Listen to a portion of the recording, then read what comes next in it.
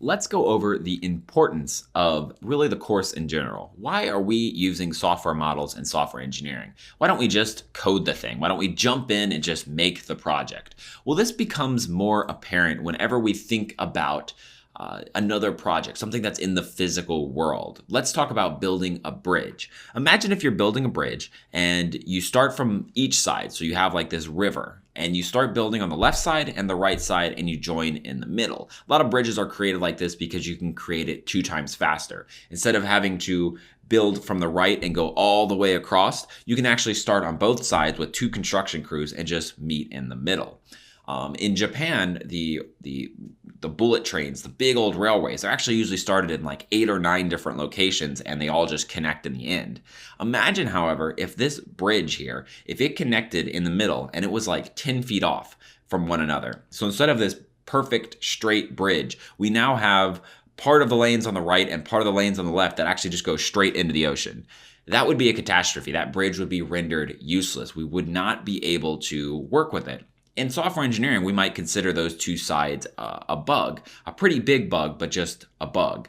And from the left and the right, and maybe the top, maybe like the very, very back, it might look like the bridge is working. However, the structure is unsound. Not only could it fall down because of this, but also there could be this problem where people just drive into the ocean. It's a catastrophe for the construction company because now not only do they have to pay to build the bridge the first time, they also have to pay to deconstruct it and then rebuild the bridge properly. And that costs a whole lot of money. And maybe the construction company goes under, it has to be abandoned, and now we just have this bridge sitting here that'll rot away and we don't actually have a solution for the problem we are trying to fix. So this is what sort of is the importance of that whole planning. They missed a single planning step and it cost them millions.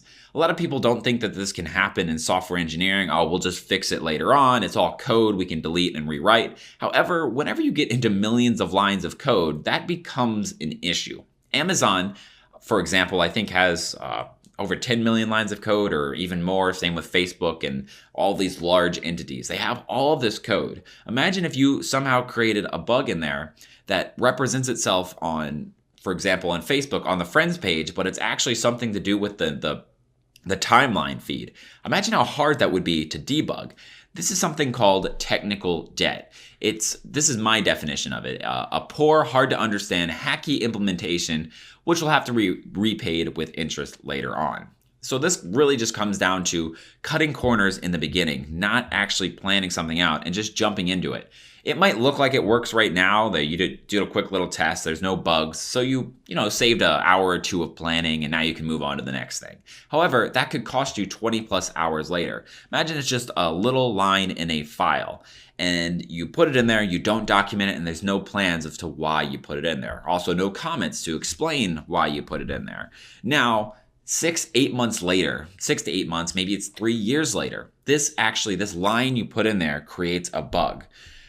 Another programmer comes in to try to fix it. He not only has to find the original line that you put in there, but maybe it doesn't actually put any sort of bug in that file. Maybe it actually creates a bug on a completely different part of the server. So he has to go through the entire tracing process to get back to this line of code. And then once he sees it, he has to understand what it was supposed to do, look up the proper way of doing it, document the proper way of doing it, and then fix the line. That is a whole lot more work than just you doing it at the very beginning, where you already understand how this thing is being built and you just put the proper line of code in there. So with this example, you can quickly see how costs could go and skyrocket the longer and longer they wait, because maybe here there's only 10 files and 4 months from now there's potentially maybe 400 files. And then when we get into the back end of development, maybe we got something like 1,000 different files to check through. And this little line of code becomes harder and harder and harder and harder to find, especially if there's poor programming practices elsewhere in the production. And this sort of thing can actually lead to this number right here, the 20% of projects failing. That is an actual statistic. I forget what study it was from, but it was semi-recent. And imagine all of these companies creating software that can cost millions of dollars. That means 20% of those $1 million softwares are they fail. The company just wasted their money and gets none of it back. There's no ROI, no return on investment at all. That's really, really bad for the company. This cost is actually calculated in a recent study to be $85 billion a year. And that usually comes down to this, is that a typical developer spends 13.5 hours on this technical debt, and then 3.8 hours on fixing or debugging additional bad code or even adding in more bad code. So, you're sitting here and you're spending all of this time and money on fixing old mistakes, and you might actually be even implementing more mistakes later on. And this is a big cost. This is for a developer that's paid, $50 an hour. It can be, this is upwards of about $700 every single week for every single developer that you're just wasting because people cut corners at the very beginning. So software engineering as a whole allows us to all come together, create a central plan, and to sort of prevent a lot of these bugs.